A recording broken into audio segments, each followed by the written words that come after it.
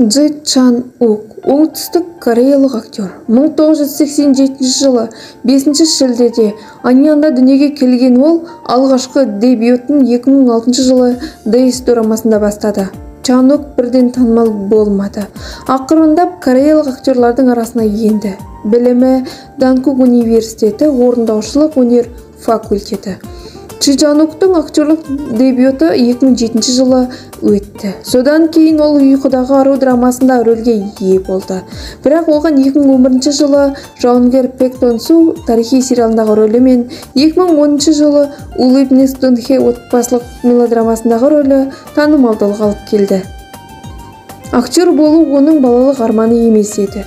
Бірақ орта мектептің 3 сыныбында ол достарының бірінен үлгі алып, актерлік мамандықты үйренуге бел буады. Сонда оған қызықты әрі керемет болып көрінді және көп ақша табуға болады. Анасы қатты қарсылық білдірді, бірақ Чан Ук оны тыңдамады және тіпті үйден қашып кетті. Уақыт өте келе анасымен қайта қауышты. Чан Ук Данкук университетінде театр өнері және кино бөліміне түсті.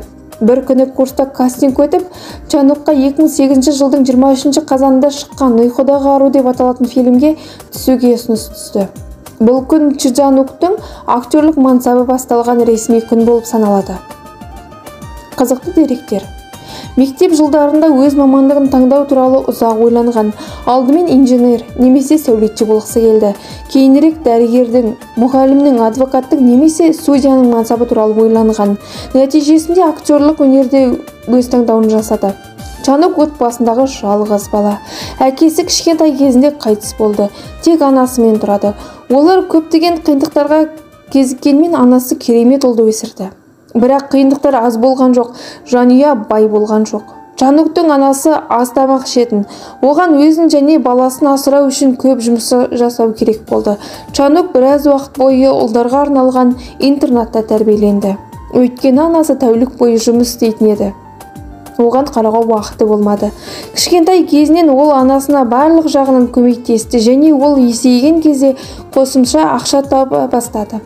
Алайда Чан Ук қарапайым бала сияқты өсті. Спортпен шұғылданғанды, компьютерлік ойындар ойнағанды және манга оқығанды ұнатады. Оның манга оқудағы махаббаты бүгінгі күнге дейін сақталған. Оның үйінде ол тіпті кітап сақтайтын арнайы бөлмені жабдықтады. Кино көргенді ұнатады. Сүйікті актерлардың бірі Брэд Питт. Ол өзінің алғашқы жалақысын жарнамаға түсу арқылы тапқан және оны анасына берді. Шарфты оқи алады, бірақ сапасына кепілдік бере алмайды.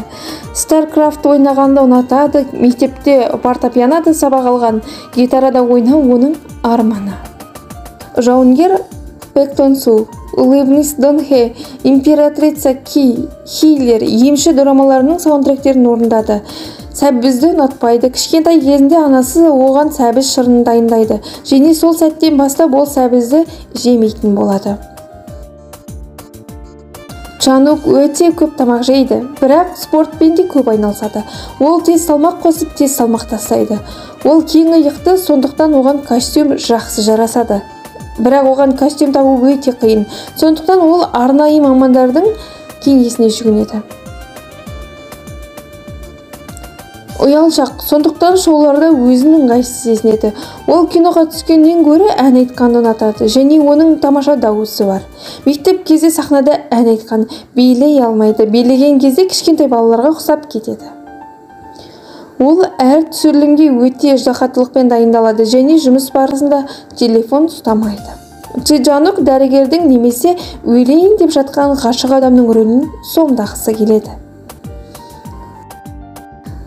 Чжи Чан Укке еріне құлпынай бальзамын жағатын қыздар ұнайды екен. Ендеше қыздар, құлақтарың алтын сырға. Дарынды, әдемі кореялық актерлардың жеке өмірлері назардан тыс қалмады.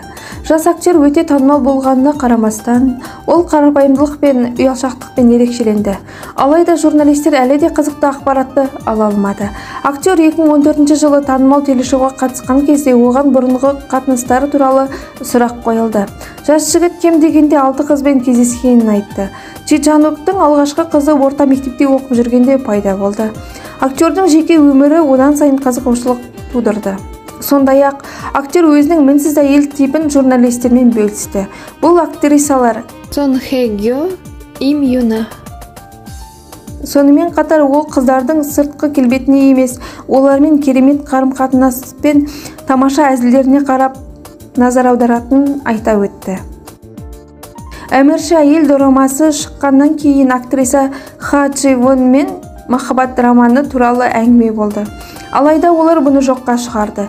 Хиллер жобасында актриса Пак Мин Йон бірге жұмыс жасағаннан кейін осындай жағдайда пайда болды.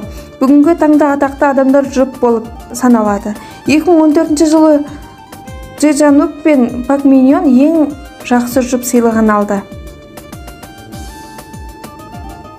Сұратыны жоқ, барлық оңтүстік Кореяның атақты адамдары 90% пластикалық хирургияның көмегіне жүгінеді. Сондықтан Дже Жануктың келбеті де күдік астында қалды. Біріншіден, жанкүйерлері жас жігіттің Сингапури пластикалық қабақтар жасатты деп болжайды. Нәтижесінде көздер үлкейе түсті. 2012 жылы актер көлік апатына ұшырап, көп зардап шекті.